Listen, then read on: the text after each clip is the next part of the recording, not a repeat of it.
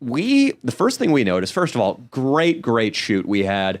Me, Nico, Leo, we're having a ball, having a great time.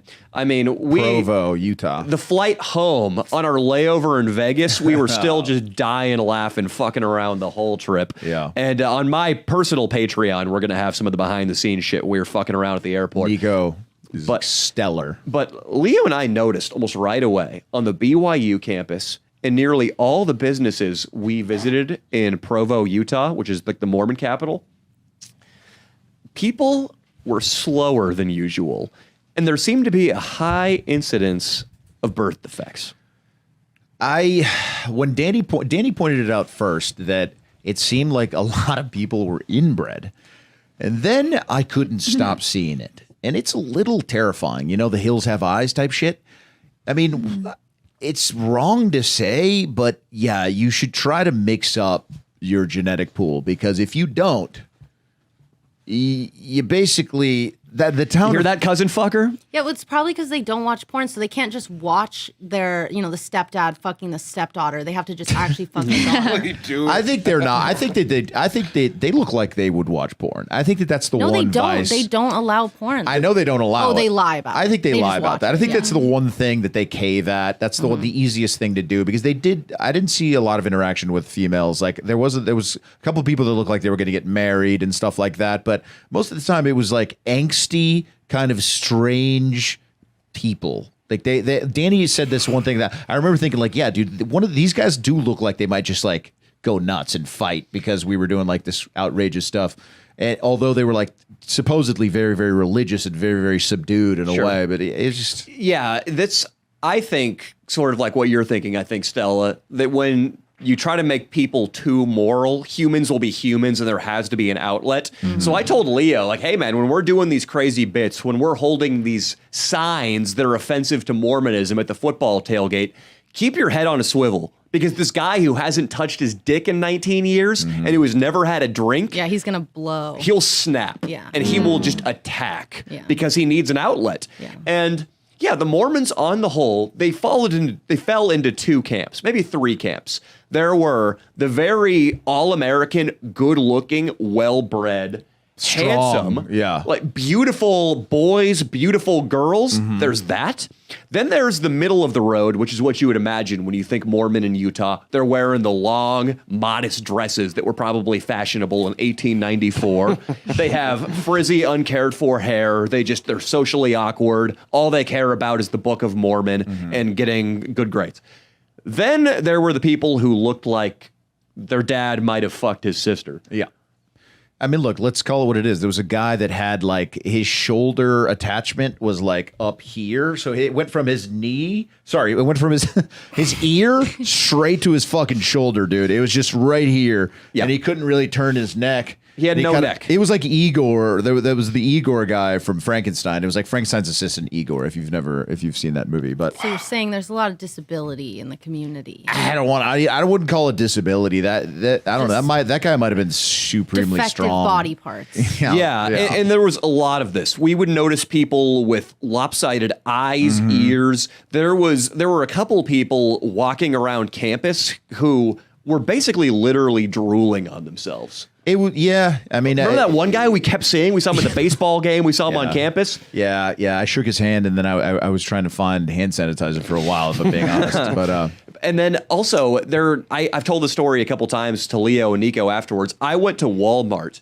and you think service is bad in LA. This is me, and I talk about this all the time, how bad service has been since the pandemic, because nobody gives a fuck about their jobs. They get unemployment money.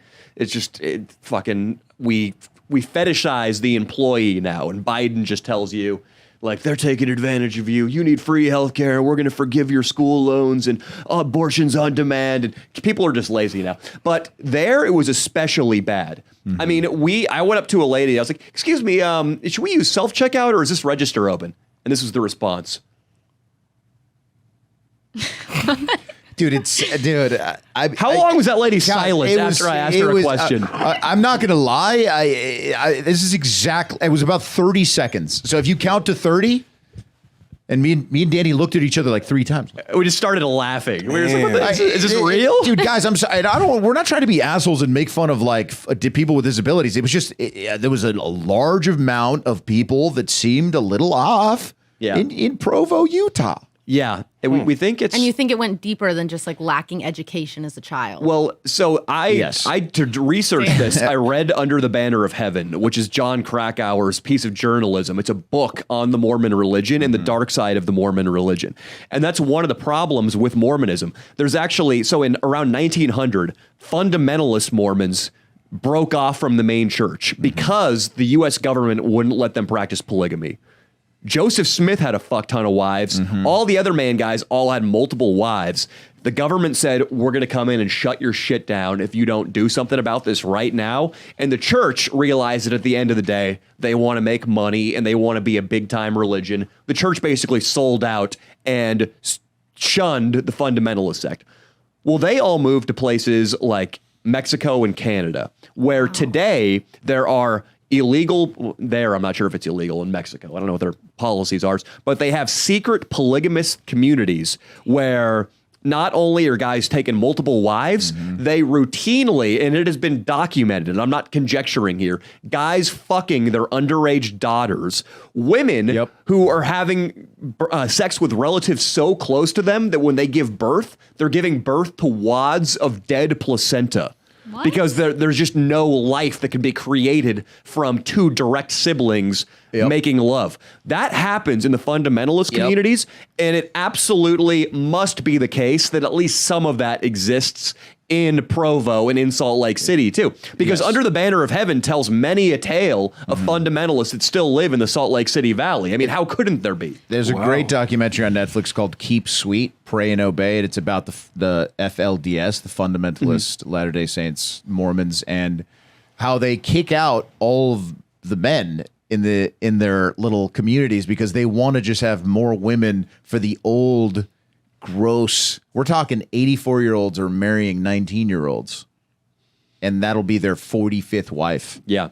It's insane. It's a pyramid scheme. What the FLDS guys are doing. And missions. They're getting a lot of pussy, though, Danny. We can't shame them for that. We can't. I mean, you love Derek Jeter. You love these guys. All the greats. They're up there with Wilt Chamberlain, probably. Joseph Smith probably was. You got to give it to him. Or as Manny would say, Joseph Smee. Joseph Smee. Manny was there. It was great. It was great. These guys, though, there's even, I believe in the Banner of Heaven, it said that the reason missions caught on so much and why there's such a thing is because elders in the church, the real elders, the old guys, they want the young boys to be leaving the community in droves so that the men have access to the young, hot chicks. Right. So, it's okay. So it's all a pussy scheme. It's all a pussy scheme at the end of the day. Sort of like the Catholic Church was all a young boy's asshole scheme. Yeah. Most religion revolves around sex. Yeah. Right? Are you religious at all? No. I wasn't raised religious or anything. Agnostic? Yeah, I don't know what the fuck. I think your man should be a little religious because I think God intervened. He gets super religious when he's manic. Yeah, he thinks he is God. That's his God of course he would. Through the Lil Wayne lyrics. Of course he would. I swear to God. So, of course he probably thinks he's God. He's been telling other bums, he's like, I'm gonna make a living fucking ass. He's drinking. Now they all make a living. Pass the moonshine, you piece of shit, and shut your mouth. He might be God. I don't know. So it's working out pretty good for him. You could be Mary. Have you ever thought about having his baby? Yeah. You want to have children? I want to have children, but I don't think he doesn't really want to have children. I don't think we'd have children because he doesn't want to pass on his bipolar and schizophrenia to a kid. That's smart. Yeah. Like Forrest Gump. Yeah, he's just made for fucking the butthole, not for procreating. At least he knows his slut. Yeah. I know in life, yeah.